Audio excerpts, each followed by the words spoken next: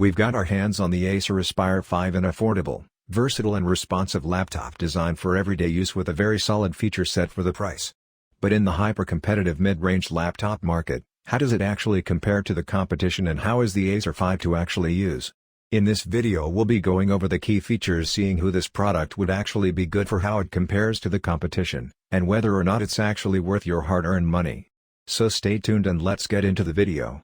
To start, the Acer Aspire 5 has a sleek utilitarian look, and it should fit into most professional or student environments without drawing too much attention. I thought that the build quality was solid for the overall price. Although the aluminum casing is relatively flimsy and prone to flexing compared to other higher-end options. It has a thicker profile and it weighs around 4 pounds, which is light enough to carry between meetings rooms, but you can feel it in your bag. It comes with a wider range of ports that makes it a very suitable workstation, including an Ethernet port for hard wiring, along with 3 USB-A ports and a USB-C port for some future-proofing, and it allows you to connect your peripherals. You can easily access the motherboard if you want to upgrade certain components, if that's the sort of thing that you're into. And it comes with a robust Wi-Fi 6 connectivity, which is very fast and reliable, and it provides a secure connection as you browse, along with a Kensington lock connector to keep it securely tied to your desk. It has a full-size keyboard, and I think that the number pad will suit office workers well, but smaller hands might prefer a more compact peripheral for comfort. I found that the keyboard was comfortable enough to type on throughout the day, but the short travel distance and flat keys felt a little unresponsive to times. The keyboard does come with modest backlighting, so you can see the keys better in dark settings. It also comes with an aluminum trackpad that readily registers your inputs, and it has a built-in fingerprint scanner for secure logins. If you're curious about the screen, it has a large 15.6-inch Full HD IPS widescreen display that's great for getting work done or surfing the web. Although the matte screen is somewhat prone to glare. The screen can also tilt back 130 degrees, which provides a wider viewing angle than many competitors in this price range. Although a full 180-degree tilt would have made it a lot more versatile. It has a 1920 by 1080 resolution, and it delivers a decent enough picture quality, solid color reproduction, and an intense saturation to boost the vibrancy.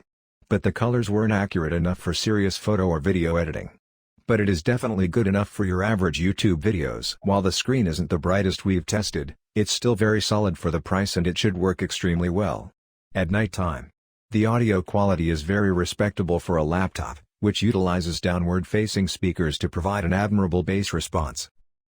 You also get a 720p webcam centered in the top bezel that produces not so great quality. I thought that the 4-core 11th Gen Intel Core i5 processor performed really well.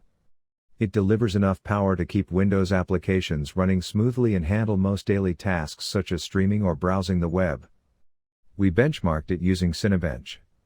And it actually outperforms some of the Intel Core i7s from other modern laptops.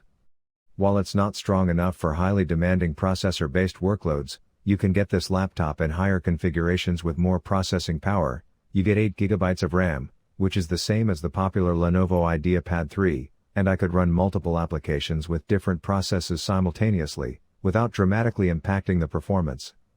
It's also good to know that it comes with an ample 256GB solid-state drive to store all of your files, and the SSD can really help reduce load times. You should be aware that you can toggle the fan's cooling modes with a keyboard shortcut, which includes a silent mode and normal mode and a performance mode to prevent overheating while it's in use. Although I definitely found the fans pretty loud at the higher settings. You also might be wondering how well it runs games. And it comes with an integrated Intel Iris Xe graphics card that can handle light photo and video editing and run a few low-level independent games. Unfortunately, it does lack a dedicated graphics core, which means that the gaming performance is subpar. And it just doesn't render modern games that well. So playback won't be ideal. But the Aspire 5 isn't meant to be a gaming laptop. If you want an alternative option that's more geared towards gaming, then the Asus TUF A15 comes with the same display quality and RAM and a more powerful NVIDIA GeForce GTX 1650 GPU chip with 4 GB of GDDR6 for better in-game performance and a superior 512GB SSD, but it's more expensive. I was also impressed by the battery performance, which gave me around 7 hours of runtime, which is pretty average for the price range. It's worth noting that this is less than the 10-hour duration that you'd get out of the Asus TUF A15, but it is enough to reliably get you through the workday. You can also moderately increase the battery realized by dimming your display or limiting your web browsing, and it's useful to note that it takes around 3 hours to charge completely, which is on the slower side. Overall, I think the Acer Aspire 5 is a good laptop with a very versatile functionality and some very convenient options with an impressive battery runtime and have relatively powerful processor. It makes sense why this is such a respected option. Sure, some of the other products we've mentioned outperform the Aspire 5 in certain areas. But this laptop does a lot of things well and it should suit most users.